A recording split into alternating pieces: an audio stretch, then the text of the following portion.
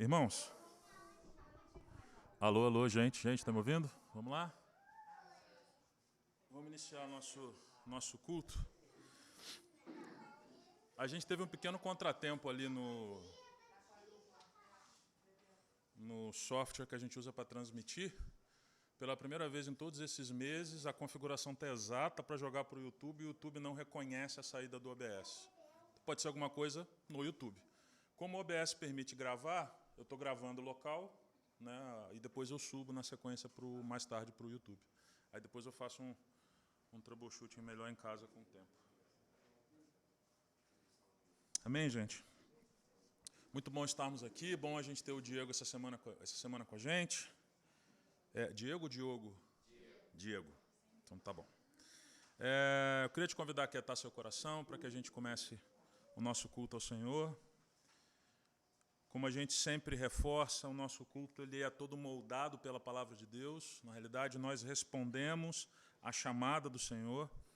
E eu queria que você, se você pudesse colocar de pé, vocês colocassem de pé para que nós lêssemos a chamada, a invocação e o louvor. Nesse que é o 6º domingo da Quaresma. Essa semana é a Semana Santa. Então é a semana para a gente estar refletindo, se apossando daquilo que representa o sacrifício de Jesus, seu sofrimento, sua morte de cruz, sua ressurreição. Amém? Domingo que vem... Oi? Domingo de Ramos. E na semana que vem teremos o domingo de Páscoa, permitindo o Senhor, estaremos aqui proclamando o seu nome, celebrando a ceia do Senhor, celebrando a Páscoa do Senhor por sua bondade. Eu quero fazer então uma oração e a gente começa a leitura. Amém? Pai Celeste, nós te agradecemos pelo privilégio de poder estar aqui, pela tua boa mão que nos trouxe aqui. O Senhor tem cuidado da gente, o Senhor tem nos feito preservar. Nós agradecemos e dizemos que queremos celebrar esse tempo aqui em tua presença. Por isso que a tua palavra nos molde o nosso coração, molde os nossos afetos, nossos pensamentos, que pelo teu Espírito nós possamos responder em vida, Senhor, a tua palavra, que o seu nome seja proclamado, exaltado aqui em tudo o que fizermos. Esse culto é para que o Senhor seja exaltado e para que nós sejamos transformados à luz da sua beleza. Essa é a nossa oração, em nome de Jesus. A palavra do Senhor, então, irmãos, no Salmo 67, versos 3 e 4, nos chama a louvar a Ele. Diz assim, lembrando que o que está em negrito nós lemos todos juntos. Louvem-te os povos, ó Deus, louvem-te os povos todos, alegrem-se e exultem as nações, pois julgas os povos com justiça e guias na terra as nações. Ouve, Senhor, a minha voz, segundo a tua bondade. Vivifica-me segundo os teus juízos. O teu nome, Senhor, permanece para sempre. A tua memória, Senhor, passará de geração em geração, pois o Senhor julga o seu povo e se compadece dos seus servos. Vamos ler novamente o louvor? Palavra do Senhor.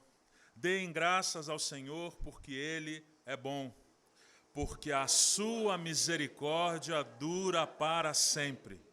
Diga, pois, Israel, sim, a sua misericórdia dura para sempre.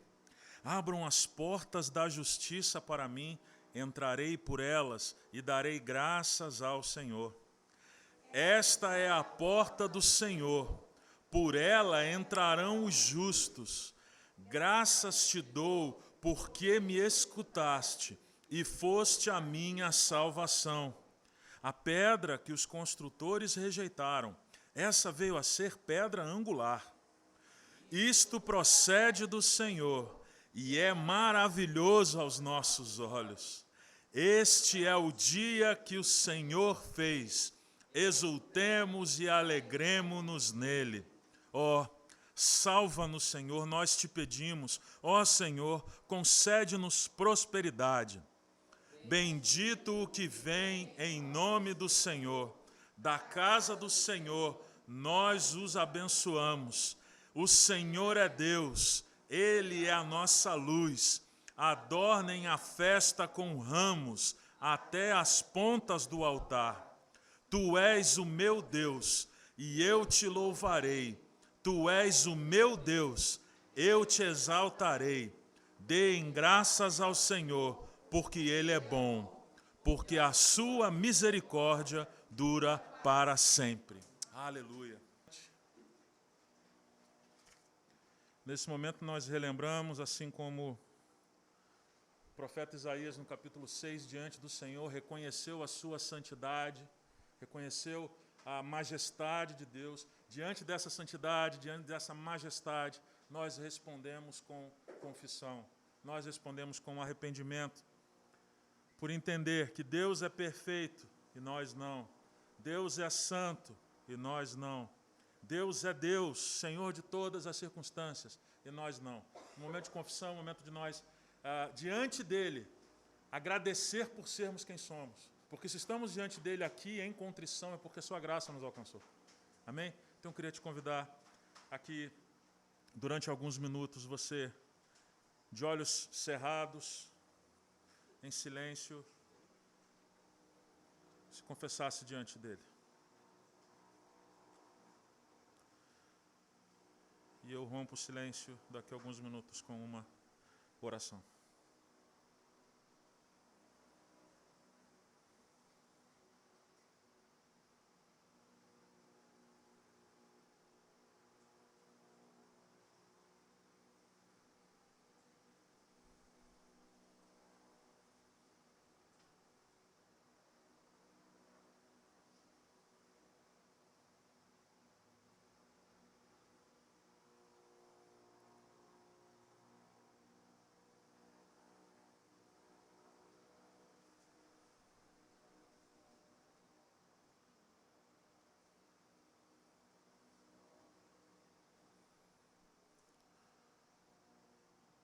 Deus Todo-Poderoso, Criador de tudo, Tu nos fizeste maravilhosamente à Tua imagem. Mas nós nos corrompemos e danificamos a Tua semelhança. Rejeitamos o Seu amor e ferimos o nosso próximo. Nós fizemos o que é errado e nós negligenciamos fazer o que é certo, Senhor. Nós lamentamos sinceramente e de coração nos arrependemos de nossos pecados. Limpa-nos, Senhor. Perdoa-nos pelo sacrifício do Teu Filho Jesus, o nosso Senhor. Refaz-nos e conduz-nos pelo Teu Espírito, o Consolador. Pedimos isso por Jesus Cristo, o nosso Senhor. Amém.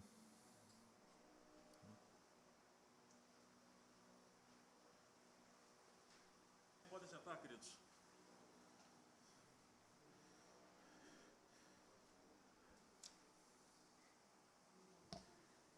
Nós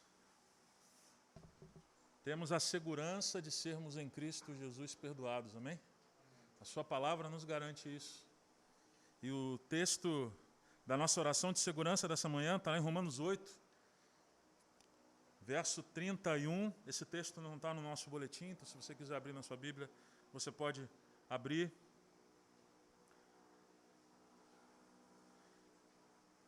Mas é importante termos a convicção e escutarmos, aprendermos da palavra de Deus, recebermos a palavra de Deus em nosso coração com convicção de em Cristo Jesus sermos perdoados.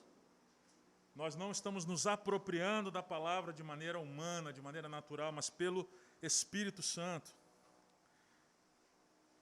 Diz assim a palavra do Senhor em Romanos 8, verso 31. Portanto, o que poderemos dizer diante destas coisas? Se Deus é por nós, quem será contra nós? Aquele que não poupou nem o próprio Filho, mas, pelo contrário, o entregou por todos nós, como não nos dará também com Ele todas as coisas? Quem trará alguma acusação contra os escolhidos de Deus? É Deus quem os justifica. Quem os condenará? Cristo Jesus é quem morreu, ou pelo contrário, quem ressuscitou dentre os mortos, o qual está à direita de Deus e também intercede por nós. Quem nos separará do amor de Cristo? Será tribulação, ou angústia, ou perseguição, ou fome, ou privação, ou perigo, ou espada? Como está escrito: por amor de ti somos entregues à morte todos os dias. Fomos considerados como ovelhas para o matadouro. Mas em todas estas coisas somos mais que vencedores, por meio daquele que nos amou. Pois tenho certeza de que nem morte, nem vida, nem anjos, nem autoridades celestiais, nem coisas do presente, nem do futuro, nem poderes, nem altura, nem profundidade, nem qualquer outra criatura poderá nos separar do amor de Deus, que está em Cristo Jesus, nosso Senhor. Amém? Vamos crer e declarar que a obra de Cristo Jesus é suficiente, está consumado. Amém, amados? Vamos ouvir a palavra do Senhor. Vou baixar um pouquinho.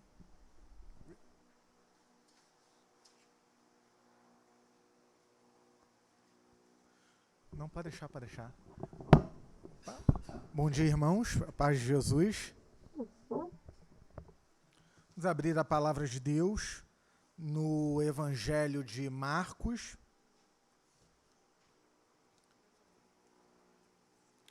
Capítulo de número 8. Vou baixar ainda mais.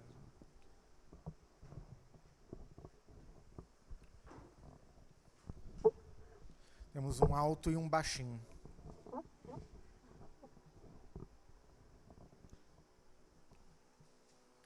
A partir do verso 27.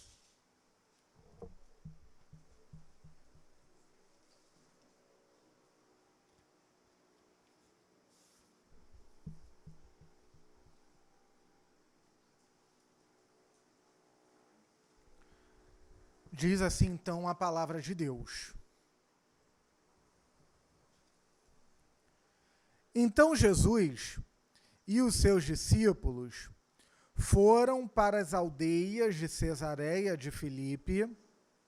No caminho perguntou-lhes: quem os outros dizem que eu sou? Os discípulos responderam: uns dizem que é João Batista, outros dizem que é Elias, e ainda outros dizem que é um dos profetas.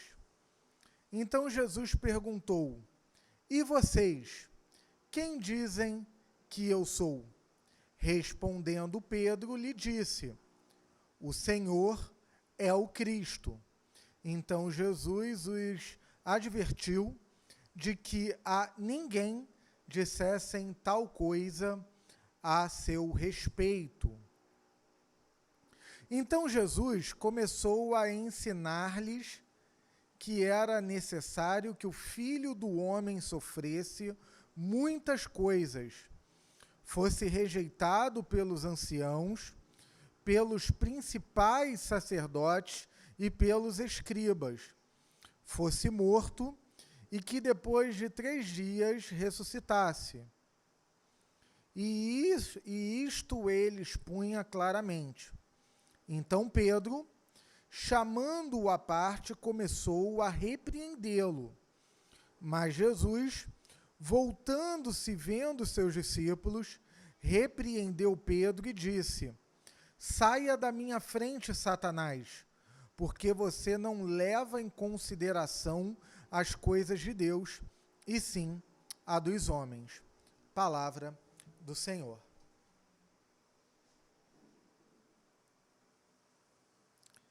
Senhor, tem misericórdia de nós. Fala aos nossos corações. Somos ouvintes da Tua palavra e molda-nos por ela, por intermédio do Teu Espírito, Deus pessoal,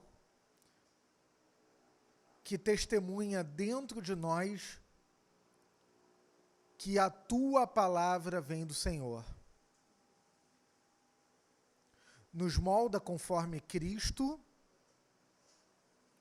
nos edifica, nos instrui, nos encoraja, nos admoesta. nós nos colocamos diante do Senhor para ouvir a tua voz. Por isso, dai-nos o teu Espírito, me esconde atrás da cruz, em nome de Cristo. Amém. Meus irmãos, o texto aqui lido, ele representa uma transição no Evangelho de Marcos. O título é o reconhecimento da identidade de Jesus, o Messias, e a confissão de Pedro. O objetivo aqui é anunciar a identidade de Jesus como Messias, o Cristo, e proclamar o seu Evangelho. Então, esse texto de Marcos 8, do 27 ao 30, ele trata da primeira metade do Evangelho de Marcos. Ele resume a primeira metade do Evangelho de Marcos, que é a identidade de Jesus, e aqui confessada por Pedro. Então, quem estava aqui exatamente no dia 8 de março, ou quem viu a mensagem, quem ouviu a mensagem no Spotify, a primeira metade da mensagem, ela tem total conexão com a primeira mensagem que foi pregada no início da missão, da nossa missão. E o verso 31 ao 33 aponta para a segunda metade do Evangelho de Marcos, que é a morte futura, a ressurreição, a obra messiânica de Cristo como servo sofredor, a necessidade de sua morte e de sua ressurreição. Então, o texto lido aqui, ele é como se fosse uma pausa. Lembrem sempre da estrutura sanduíche, uma aba do pão, recheio e outra aba do pão. Só que dessa vez é com o todo do Evangelho. É com o livro todo, do capítulo 1 ao 16. E o que nós temos aqui hoje é exatamente o recheio do sanduíche.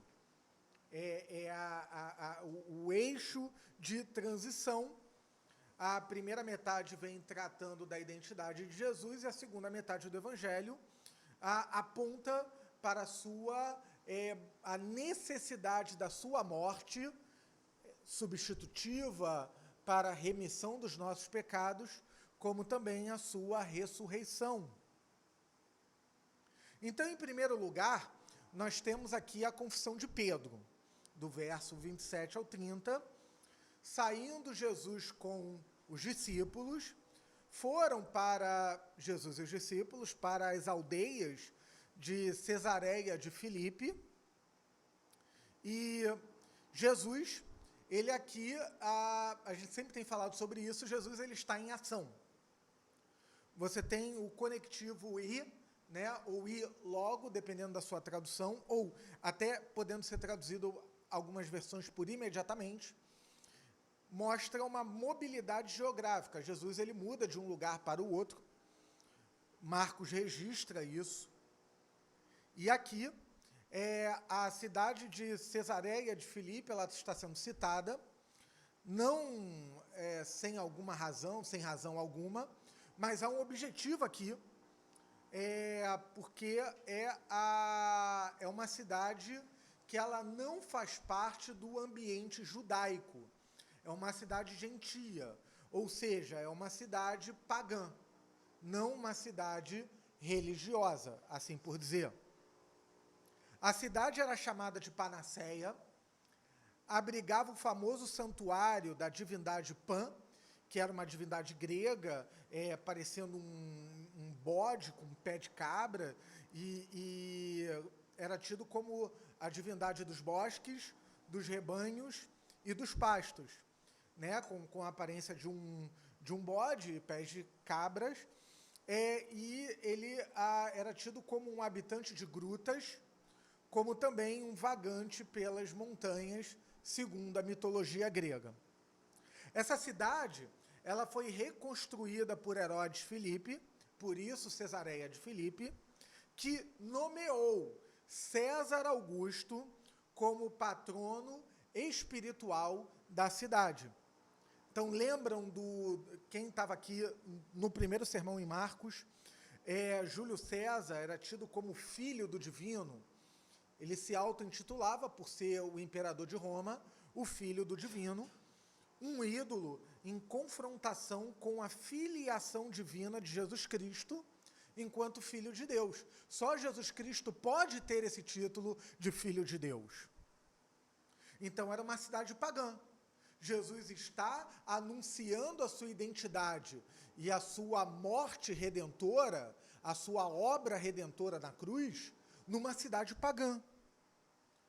A pergunta do verso 28 demonstra um desconhecimento a respeito, na verdade, a pergunta do versículo, 27, né? A resposta ao versículo 28, um desconhecimento a respeito de quem Jesus é.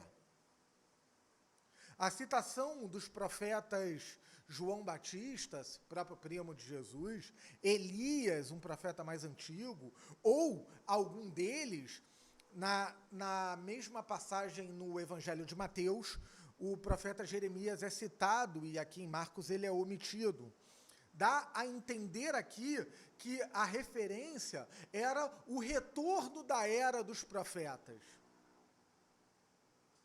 Ou seja, alguns achavam que Jesus era meramente um profeta tal como outros.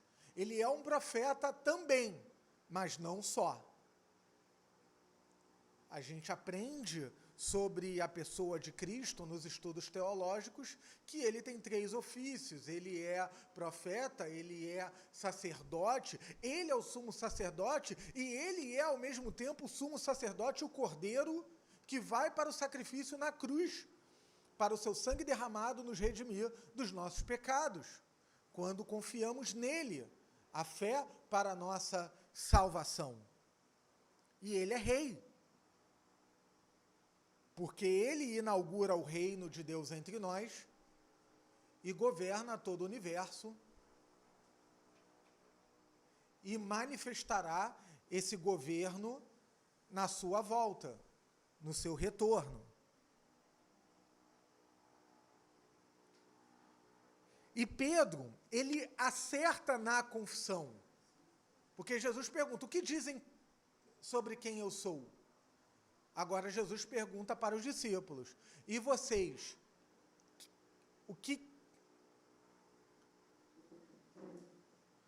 quem dizem vocês que eu sou? Pedro, ele está representando os 12. E ele acerta na confissão. Jesus é o Messias prometido. Ele é o Cristo.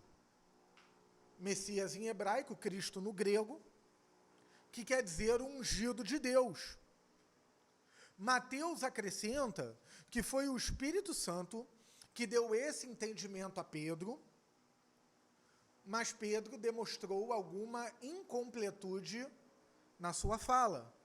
Ele é o porta-voz dos discípulos, e os discípulos não imaginavam, nem compreendiam que Jesus, o Messias, o Cristo, o ungido, o rei prometido, que ele seria o servo sofredor, que ele iria morrer uma morte de cruz. O segredo messiânico é novamente recordado, mas Jesus pede o silêncio, para não despertar a fúria das autoridades, pois ainda não era ali o momento dele ir para a cruz. Em segundo, essa ida para a cruz mostra a necessidade de o Cristo sofrer, verso 31 ao 33, a necessidade do Filho do Homem sofrer.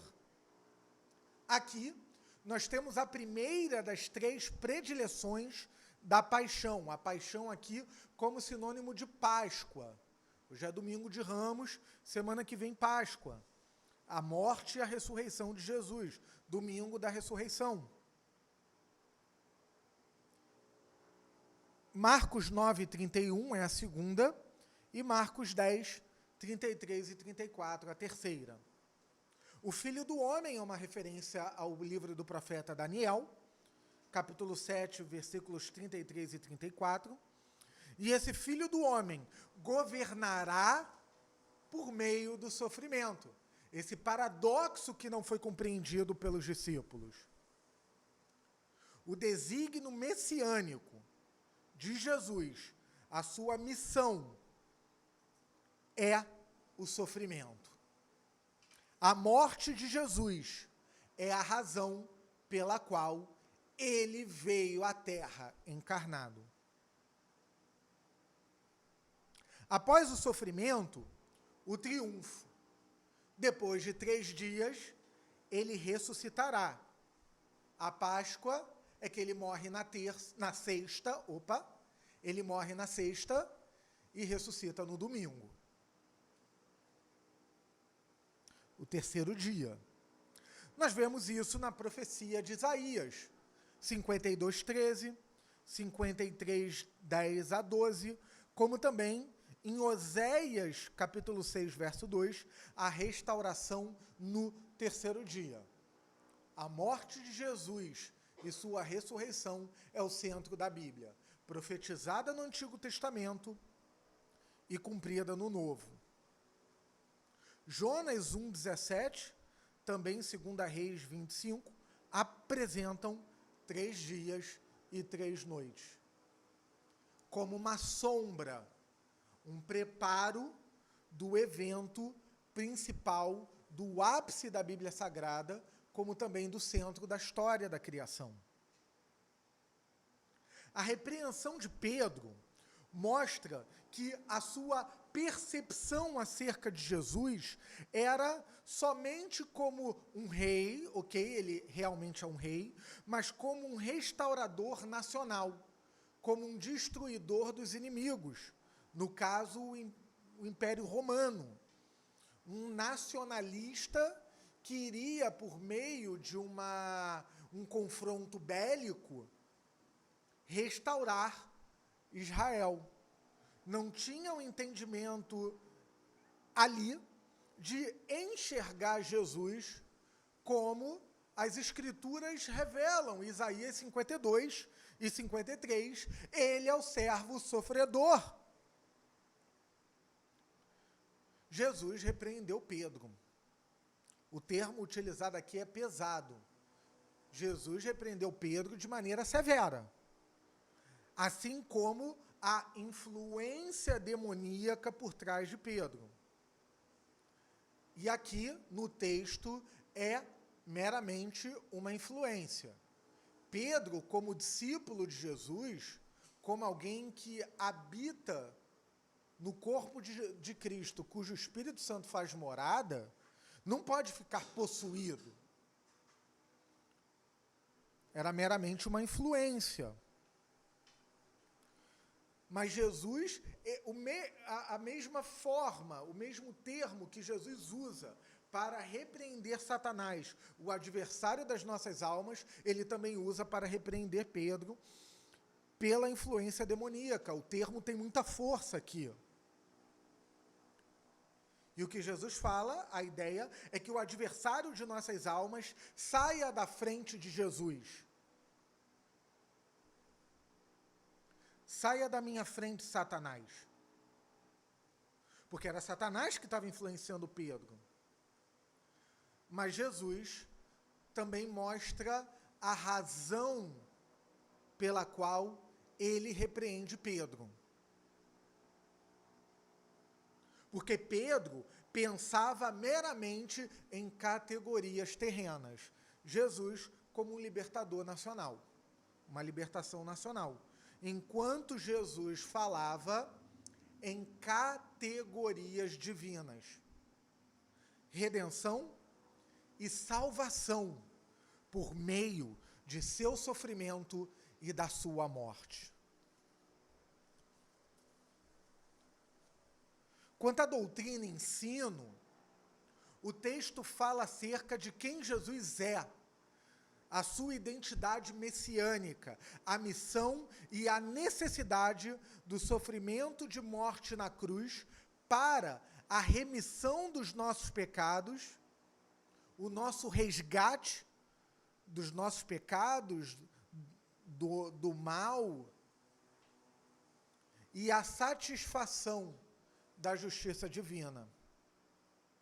Retoma a cristologia, o que nós chamamos de uma reflexão sobre a pessoa dele, de Jesus Cristo, tal qual vimos no primeiro sermão da exposição de Marcos. Antes dele reinar efetivamente, Jesus teria que ser o servo sofredor. Também somos chamados a confessar a fé em Jesus, uma vez que aprendemos nas Escrituras e nos credos e confissões da Igreja quem Jesus realmente é. Eu vou aqui citar a confissão de nossa Igreja, a Confissão de Fé Batista de 1689, de uma forma mais resumida, sobre Cristo, o mediador, capítulo 8.1. Aprove a Deus, em seu eterno propósito, escolher e ordenar o Senhor Jesus, seu Filho unigênito, para ser mediador entre Deus e os homens, e ser profeta, sacerdote e rei, a cabeça e salvador da Igreja. Então, aqui, essa ideia da cristologia, que é a reflexão sobre a pessoa de Jesus, a pessoa de Jesus Cristo, o título de Cristo, que é o grego de Messias, né?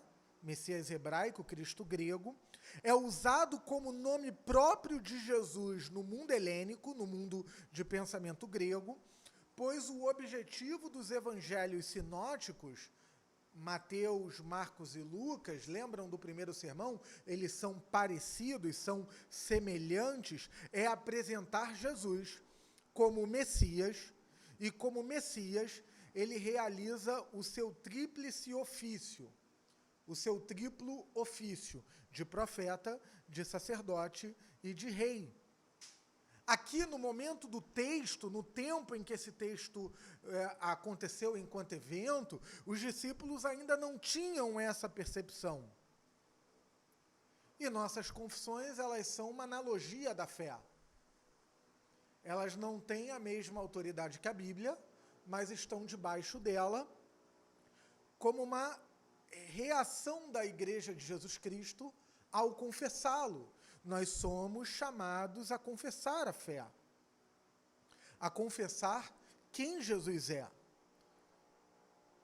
na maneira como ele se revelou nas Escrituras e como seu povo tem confessado ao longo desses 2000 anos. E mesmo aprendendo e confessando quem ele é, quem Jesus é, nós somos pecadores. E com isso, às vezes, nos rendemos aos nossos ídolos ao invés de Jesus. No caso de Pedro, era a libertação nacional. Nos rendemos aos nossos ídolos ao invés de nos rendermos ao Senhor Jesus Cristo. Somos chamados a confessar a fé em Cristo e ao nos rendermos a Ele. Ele é o nosso Deus. Ele é o nosso Senhor. Ele é o nosso Salvador. Ele é o servo sofredor. Ele é o remidor dos pecadores. Ele é o Cordeiro de Deus que tira o pecado do mundo. Ele é o Senhor das nossas vidas e de todo o universo. É Ele quem nós adoramos e nos rendemos, porque Ele é o amado da nossa alma. E algumas aplicações aqui, e assim eu termino. Então, primeiro, que o aprendizado sobre a pessoa de Jesus e sua identidade messiânica nos traga quebrantamento e nos conduza ao discipulado, ao discipulado aqui como segmento, que é o tema que será apresentado nos próximos sermões. Aliás, é o tema que o pastor Charles irá pregar na semana que vem. Que confessemos a fé. Contamos com o poder do Evangelho e do Espírito Santo para tal. Um pastor que eu gosto muito, que foi morto a mando de Hitler no período ali da Segunda Guerra Mundial, o pastor alemão, não um cachorro, mas um pastor que era da Alemanha.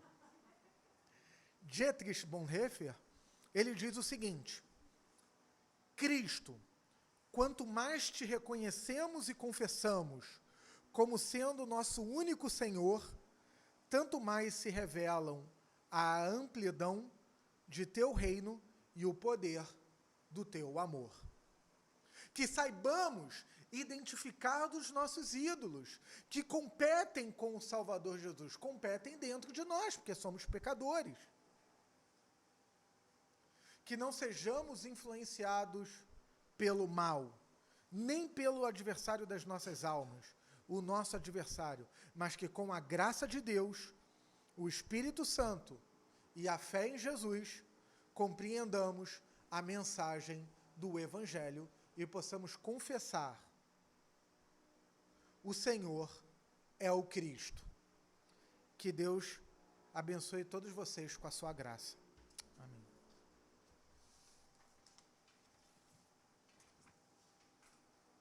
Seja engrandecido.